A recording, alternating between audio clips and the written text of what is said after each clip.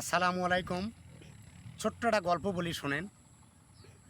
এক গরিব মানুষ মণ্ডলের বাড়িতে গেছে, যা করছে, মণ্ডল সাহেব তোমার অনেক টাকা, কোটি কোটি টাকা, তুমি কতই না শান্তিতে আছো, আমার তো শান্তি নাই, আমার টাকা নাই, কিছু নাই। তাইলে একই দিনে প্রতিদিনই যে একই কথা কয়। তা মণ্ডল করছে, তোমার টাকা নাই দেখে তোমার কি শান্তি নাই? ধরো 1,00,000 টাকা লাও। মণ্ডল 1,00,000 টাকা দিছে।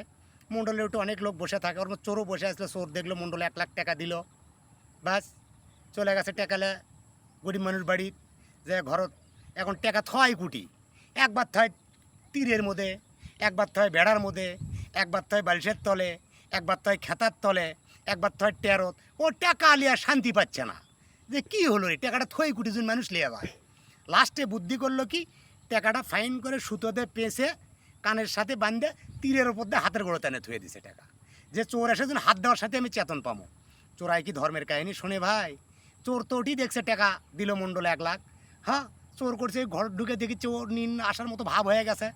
ধাপ করে চোর খালি বেড়া কোনা এক ঠেলাতে কোড় কোনা খুলে খালি ধাপ করে টাকা ধরে মারছে, টান গেছে কান ছিঁড়ে, কান টান ছিঁড়ে চোর দৌড়।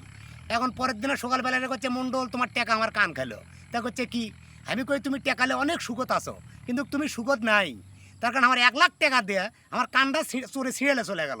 কই কি করছিল? কই কানের সাথে বান্ধে থোছনো, তুমি টাকা না লিয়ে যায়। ধাপ করে একেবারে আমার কান শুদ্ধ ছিঁড়ে গেছে। তোমার বেশি টাকা, এই টাকার জন্য আমার কানটা হেরান লাগলো মণ্ডল। টাকা হলেই মানুষের সুখ হয় না।